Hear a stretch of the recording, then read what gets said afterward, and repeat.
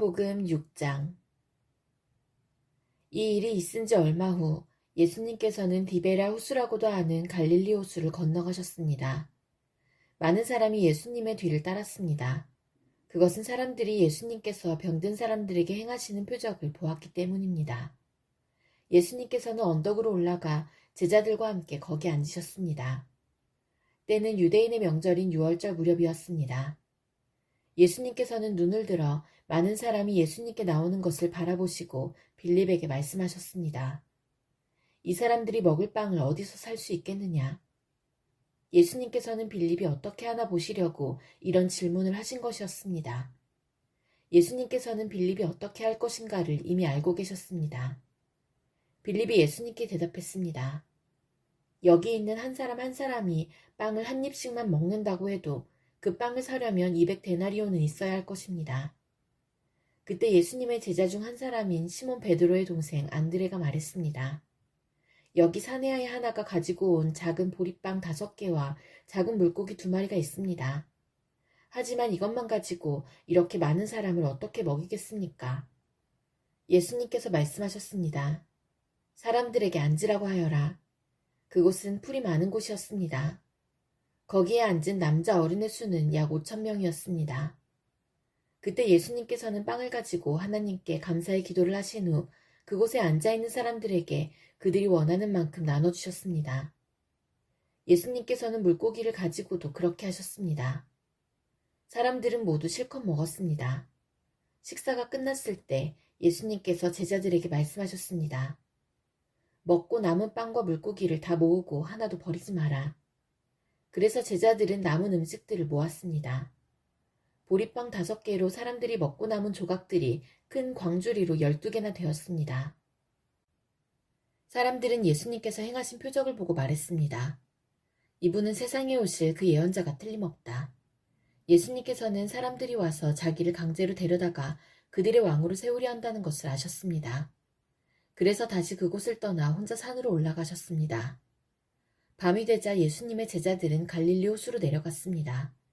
이미 날은 어두워졌지만 예수님께서는 아직 제자들에게 오지 않으셨습니다. 제자들은 작은 배를 타고 가버나움으로 가기 위해 갈릴리 호수를 건너기 시작했습니다.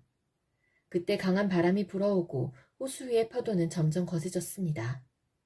제자들은 약 4 내지 5km 정도의 거리를 노저어 갔습니다. 그때 예수님께서 물 위를 걸어 배를 향하여 오시는 것이 보였습니다. 제자들은 두려웠습니다. 하지만 예수님께서 그들에게 말씀하셨습니다. 나다, 두려워하지 마라. 제자들은 기꺼이 예수님을 배 안으로 모셨습니다. 배는 곧 그들이 가려던 목적지에 도착했습니다. 다음 날 호수 반대편에 서 있던 군중은 그곳에 배가 한 척밖에 없다는 것과 예수님께서 제자들과 함께 가시지 않고 제자들만 떠난 것을 알게 되었습니다. 그 즈음 배 몇 척이 디베랴에서 왔습니다. 디베랴는 예수님께서 하나님께 감사 기도를 드린 후 사람들이 빵을 먹었던 장소에서 가까운 곳에 있는 마을입니다. 사람들은 예수님과 그분의 제자들이 그곳에 없다는 것을 알고는 배를 타고 예수님을 찾으러 가버나움으로 갔습니다. 사람들은 호수 건너편에서 예수님을 만났습니다. 그들은 예수님께 물었습니다. 선생님, 언제 여기에 도착하셨습니까? 예수님께서 그 사람들에게 대답하셨습니다. 내가 너희에게 진리를 말한다. 너희가 나를 찾는 것은 내가 행한 표적을 보았기 때문이 아니라 빵을 배불리 먹었기 때문이다. 썩어 없어지는 음식을 위해 일하지 말고 영원히 있어서 영생을 주는 음식을 위해 일하여라. 인자는 너희에게 그런 음식을 줄 것이다. 하나님 아버지께서 인자가 이런 일을 행하는 것을 허락하셨다. 그러자 사람들이 예수님께 물었습니다. 하나님께서 원하시는 일을 하기 위해 우리는 무엇을 해야 합니까? 예수님께서 대답하셨습니다.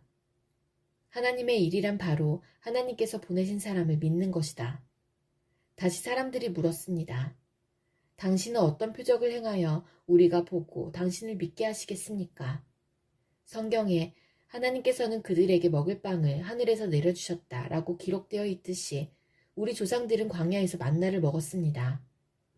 예수님께서 그들에게 말씀하셨습니다. 내가 너희에게 진리를 말한다. 너희에게 하늘로부터 내린 빵을 준 사람은 모세가 아니다. 나의 아버지께서 너희에게 하늘로부터 참된 빵을 주신 것이다. 하나님의 빵은 하늘로부터 내려와서 세상에 생명을 주는 것이다. 사람들이 예수님께 말했습니다. 선생님, 이 빵을 우리에게 항상 주십시오. 그때 예수님께서 그들에게 선언하셨습니다. 나는 생명의 빵이다. 내게 오는 사람은 결단코 굶주리지 않을 것이며 나를 믿는 사람은 결코 목마르지 않을 것이다. 그러나 전에도 내가 너희에게 말했던 것처럼 너희는 나를 보고도 여전히 나를 믿지 않는다. 아버지께서 나에게 주신 사람은 다 내게로 올 것이며 내게로 오는 자를 나는 결단코 쫓아내지 않을 것이다. 나는 내 뜻을 이루기 위해서 하늘에서 내려온 것이 아니다. 나는 나를 보내신 분의 뜻을 행하기 위해 하늘에서 내려왔다. 나를 보내신 분의 뜻은 하나님께서 내게 주신 사람은 단 한 사람도 잃지 않고 마지막 날에 그를 부활시키는 것이다. 아들을 보고 믿는 사람은 누구나 다 영생을 얻는 것이 내 아버지의 뜻이기 때문이다. 나는 그를 마지막 날에 부활시킬 것이다. 유대인들은 예수님께서 나는 하늘에서 내려온 빵이다 라고 말했으므로 예수님에 대해 수군대기 시작했습니다. 그래서 그들은 자기들끼리 이런 말들을 했습니다. 이 사람은 틀림없는 요셉의 아들 예수야. 우리가 그의 아버지와 어머니를 알고 있는데 어떻게 그가 나는 하늘에서 내려왔다고 말할 수 있지? 그러자 예수님께서 그들에게 대답하셨습니다. 서로 수군대지 마라. 나를 보내신 아버지께서 이끌지 않으면 아무도 내게로 올 수 없다. 나도 마지막 날에 그를 부활시킬 것이다. 예언자들의 책에 이런 글이 있다. 모든 사람이 하나님의 가르침을 받을 것이다. 아버지의 말씀을 듣고 아버지에게서 배우는 사람은 내게로 온다. 하나님으로부터 온 사람 외에는 아버지를 본 사람이 없다. 오직 하나님으로부터 온 그 사람만 아버지를 보았다. 내가 너희에게 진리를 말한다. 믿는 사람에게는 영생이 있다. 나는 생명의 빵이다. 너희의 조상들은 광야에서 만나를 먹었지만 죽었다. 하늘에서 내려오는 빵이 여기 있다. 누구든지 이 빵을 먹으면 결코 죽지 않을 것이다. 나는 하늘에서 내려온 생명을 주는 빵이다. 누구든지 이 빵을 먹으면 영원히 살 것이다. 내가 줄 빵은 나의 살이다. 내 살은 세상에 생명을 준다. 그러자 유대인들은 이 사람이 어떻게 자기 몸을 우리에게 먹으라고 줄 수 있겠는가 라고 말하며 서로 다투기 시작했습니다. 예수님께서 그들에게 말씀하셨습니다. 내가 너희에게 진리를 말한다. 너희가 인자의 살을 먹지 않고 또 그의 피를 마시지 않으면 너희 속에 생명이 없다. 나의 살을 먹고 나의 피를 마시는 사람은 영생을 얻으며 나도 그 사람을 마지막 날에 부활시킬 것이다. 나의 살은 참된 음식이며 나의 피는 참된 음료다. 나의 살을 먹고 나의 피를 마시는 사람은 누구든지 내 안에 있고 나도 그 사람 안에 있다. 살아계신 아버지께서 나를 보내셨고 나 또한 아버지 때문에 살고 있는 것처럼 나를 먹는 그 사람은 나 때문에 살 것이다. 하늘에서 내려온 빵은 너희 조상들이 먹고 죽었던 빵과 같지 않다.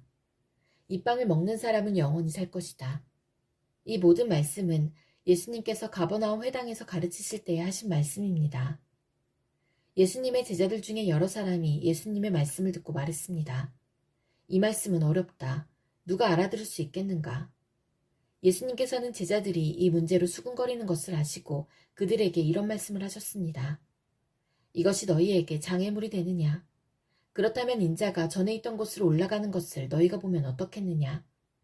생명을 주시는 분은 성령이시다. 그러므로 사람의 힘은 전혀 쓸모가 없다.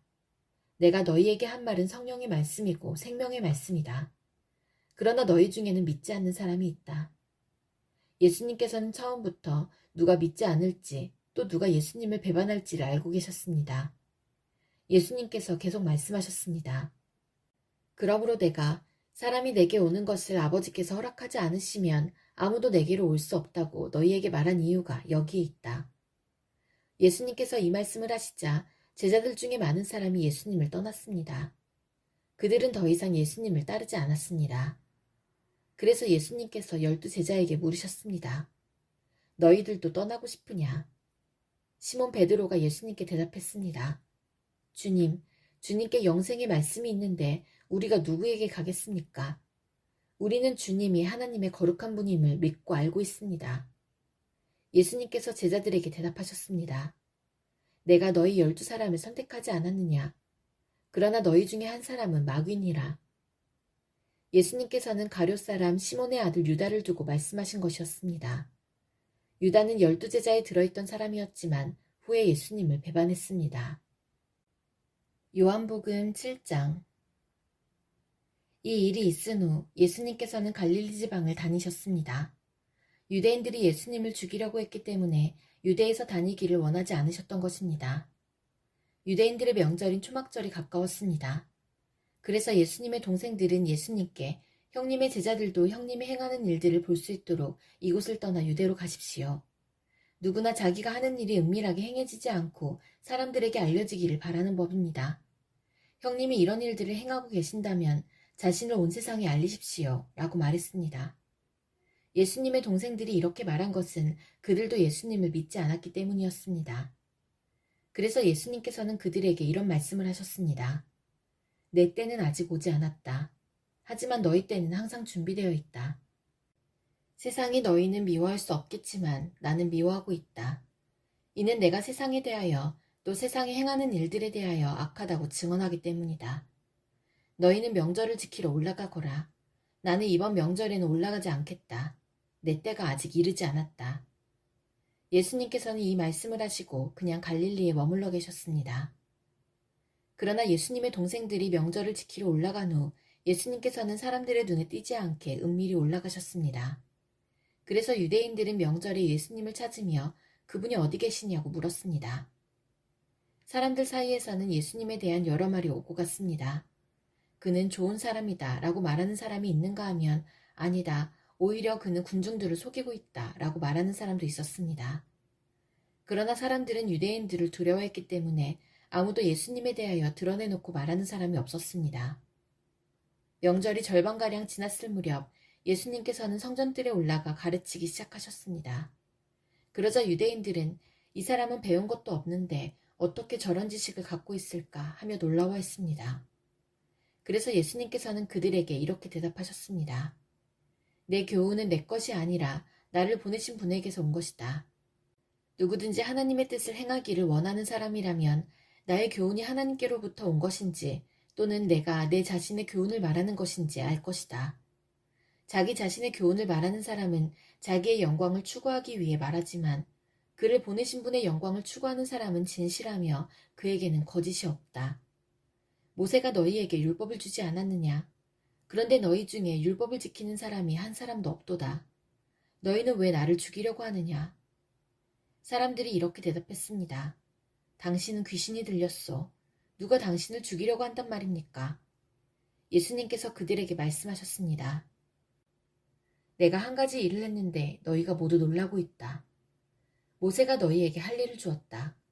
그러나 사실 그 할례는 모세에게서 시작된 것이 아니라 조상들에게서 시작된 것이다. 그래서 너희는 안식일에도 사람들에게 할례를 베푸는 것이다. 모세의 율법을 범하지 않도록 하기 위해 사람이 안식일에 할례를 받는데 내가 안식일에 온 몸을 건강하게 해주었다고 해서 어찌 내게 화를 내느냐. 너희는 겉모양만 보고 판단하지 말고 올바른 평가에 따라 판단하여라. 이때 예루살렘 사람 중에는 이렇게 말하는 사람들이 있었습니다. 이 사람이 사람들이 죽이려고 하는 바로 그 사람이 아니냐.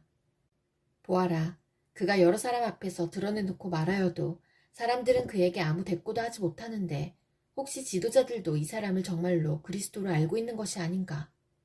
하지만 우리는 이 사람이 어디서 왔는지 알고 있다. 그리스도가 오실 때에는 그분이 어디서 오시는지 아무도 알지 못한다. 그러자 예수님께서는 성전뜰에서 가르치실 때 큰 소리로 말씀하셨습니다. 너희는 나를 알며 또 내가 어디서 왔는지도 알고 있다. 그러나 나는 이곳에 내 스스로 온 것이 아니다. 나를 보내신 분은 참되시다. 너희는 그분을 알지 못하지만 나는 그분을 아는 것이 내가 그분에게서 왔고 그분은 나를 보내셨기 때문이다. 이 일 때문에 사람들이 예수님을 붙잡으려고 하였습니다. 하지만 아무도 그분에게 손을 내는 사람은 없었습니다. 이는 아직 그분의 때가 되지 않았기 때문입니다. 그러나 무리 중에 많은 사람이 예수님을 믿었습니다. 그 사람들은 그리스도께서 오신다고 해도 과연 그가 행하실 표적들이 이 사람이 한 것보다 더 많겠는가 라고 말했습니다. 사람들이 예수님을 가리켜 이렇게 수군대는 것을 바리새인들이 들었습니다. 그래서 대제사장들과 바리새인들이 예수님을 붙잡으려고 성전 경비대를 보냈습니다. 예수님께서는 나는 잠시 동안 너희와 함께 있다가 나를 보내신 분에게 갈 것이다. 너희가 나를 찾을 것이나 찾아내지 못할 것이며 내가 있는 곳에 너희는 올 수도 없다 라고 말씀하셨습니다. 유대인들은 자기들끼리 이런 말을 하였습니다. 이 사람이 어디로 가려고 하기에 우리가 자기를 찾아내지 못할 것이라고 하는가? 그리스의 여러 도시로 가서 그리스 사람들을 가르치려고 하는가? 너희는 나를 찾을 것이나 찾아내지 못할 것이며 내가 있는 곳에 너희는 올 수도 없다 라고 말한 것은 무슨 뜻인가? 축제가 절정에 달한 명절 마지막 날에 예수님께서 서서 큰 소리로 말씀하셨습니다. 누구든지 목마르거든 내게로 와서 마셔라. 나를 믿는 사람은 성경이 말한 대로 그의 배에서 생수의 강이 흘러나올 것이다. 이것은 예수님께서 자기를 믿는 사람들이 장차 받을 성령에 대하여 하신 말씀이었습니다. 그러나 예수님께서 아직 영광을 받으시지 않았기 때문에 사람들에게 아직은 성령이 계시지 않았습니다. 사람들 중에서는 이 말씀을 듣고 이분은 참으로 장차 오시리라 예언된 그 예언자이다 라고 말하는 사람들이 있었습니다. 또는 다르게 이분은 그리스도다 라고 말하는 사람들도 있었고 그리스도는 갈릴리에서 나오지 않을 것이다. 성경에는 그리스도가 다윗의 후손 중에서 나오고 다윗이 살던 마을 베들레헴에서 태어나실 것이라고 기록되어 있다 라고 말하는 사람들도 있었습니다. 그래서 예수님 때문에 군중은 서로 편이 갈리게 되었습니다. 그들 중에 예수님을 붙잡으려는 사람들이 있었지만 예수님께 손을 대는 사람은 아무도 없었습니다. 성전 경비대가 예수님을 잡지 못한 채 대제사장들과 바리새인들에게 돌아오자 대제사장들과 바리새인들이 왜 그를 데려오지 않았느냐라고 물었습니다. 성전 경비대가 대답했습니다. 그 사람처럼 말한 사람은 이때까지 한 사람도 없었습니다. 그러자 바리새인들이 성전 경비대에게 되물었습니다. 너희도 미혹을 당한 것은 아니겠지? 관원들이나 바리새인들 중에 그를 믿은 사람이 누가 있느냐? 아무도 없다. 율법을 알지 못하는 이 군중이나 그를 믿는데 그들은 저주받은 사람들이다. 그들 중에 한 사람으로서 전에 예수님께 왔던 니고데모가 그들에게 말했습니다. 우리의 율법에 따르면 먼저 그 사람의 말을 들어보지 않거나 그가 행한 것을 알아보지 않고는 그 사람에게 죄가 있다고 판단하지 않습니다. 다른 사람들이 대답했습니다. 당신도 갈릴리 출신이요? 성경을 연구해 보시오. 그러면 당신도 갈릴리에서는 예언자가 나오지 않는다는 사실을 알게 될 것이요. 이 말을 하고는 그들은 각자 자기 집으로 돌아갔습니다.